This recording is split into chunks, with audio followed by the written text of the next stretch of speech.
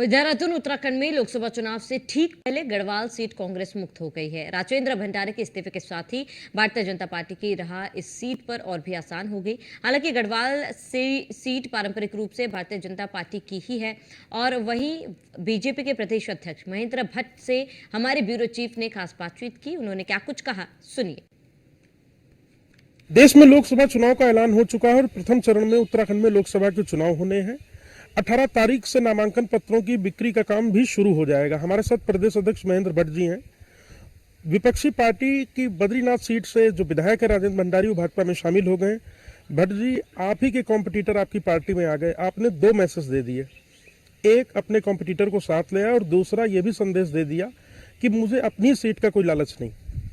देखिए, हमारे यहाँ कार्यकर्ता जो होता है वो संगठन के लिए काम करता है और संगठन चुनाव लड़ता है, इसलिए हार जीत भी एक लगा प्रश्न है और कई बार हारते भी कई बार हराते भी हैं। और मुझे खुशी है कि आज पौड़ी लोकसभा कांग्रेस मुक्त हो गई है और राजेंद्र भंडारी जो वहाँ से विधायक थे, क्योंकि कल तो उनका त्यागपत्र हो चुका है, उन्होंने हमारे दल की सदस्यता ले ली है। विधिवत रूप से उनको भी पार्टी काम हमको लगाना है। इस दृष्टि से आज हमारी उनसे प्रत्यक्ष रूप से वार्ता भी होने वाली, क्योंकि पहले से बातचीत चल रही थी, लेकिन कुछ काम उनके पार्टी सोचेगी, उस दिशा में उनको काम पर आगे लगाएंगे। माना जा रहा है बद्रीनाथ में अब भाजपा से राजेंद्र भंडारी ही आगे होंगे। देखिए, फिर मैंने कहा ना, पार्लियामेंट्री बोर्ड चीज़ों को तय करता है। और मैंने शुरू में कहा था कि मैं आज भी कह रहा हूँ, कांग्रेस करने को विधायक जो कांग्रेस की विधायक की त्यागपत्र दे दें तो उनके लिए कमल चुनाव चिन्ह बड़ा महत्वपूर्ण होगा। और उनसे बातचीत करके हमने कहा है शुरू से ही कि हम उनको लड़ाएंगे। अध्यक्ष जी, 3 दिन में 8 से अधिक बड़े लोग कांग्रेस को छोड़ चुके हैं। एक विधायक ही आपके पास चले आए जिन्होंने आप ही को हराया था। आने वाले समय में नंबर और बढ़ने वाला है। आज भी कुछ लोग आपके साथ आ रहे हैं। क्या माना जाए लोकसभा चुनाव में भी भारतीय जनता पार्टी उत्तराखंड से एक ऐसा संदेश देगी जो देश में जाएगा, जिस प्रकार से यूसीसी एंटी कॉपिंग एक्ट आया?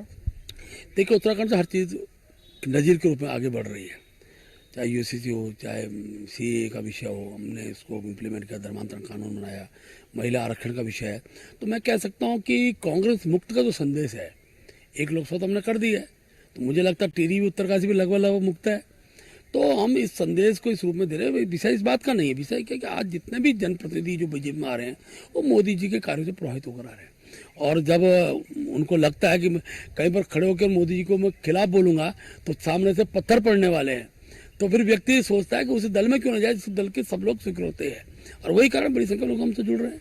अब क्या स्ट्रेटजी है चुनाव को लेकर भट्ट जी? आज सभी प्रत्याशियों को आप लोगों ने बुला भी रखा है, आगे नॉमिनेशन होना है, वीवीआईपी आएंगे, स्टार कैंपेनर आएंगे, एक माहौल बनेगा।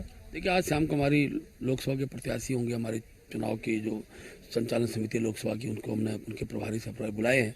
ये ठीक है, अब नामांकन की तिथि तय होनी है, नामांकन में कौन नेता रहेंगे उनको तय करना है, उसके अलावा प्रत्याशी के प्रवास तय करने हैं और चुनाव संबंधी बाकी सारे विषय में हम चर्चा करेंगे। आज शाम काल मुख्यमंत्री जी उस बैठक में रहेंगे, पूरी रचना बनाते हैं, 500 सीटें प्रचंड बहुमत से लड़ें। और ये कार्य पद्धति का अंग है, हम हर वर्ष ऐसा करते हैं और चुनाव को हम कभी भी अति उत्साह में नहीं रखते हैं। हम चुनाव संघर्ष से ही लड़ते हैं और हर बूथ जीतने का हमारा प्रयास रहता है। तो आपने भाजपा प्रदेश अध्यक्ष महेंद्र भट्ट, जिन्होंने साफ तौर पर कहा है कि गढ़वाल लोकसभा सीट के बाद अन्य सीटों को भी कांग्रेस मुक्त करने की भारतीय जनता पार्टी की तैयारी है।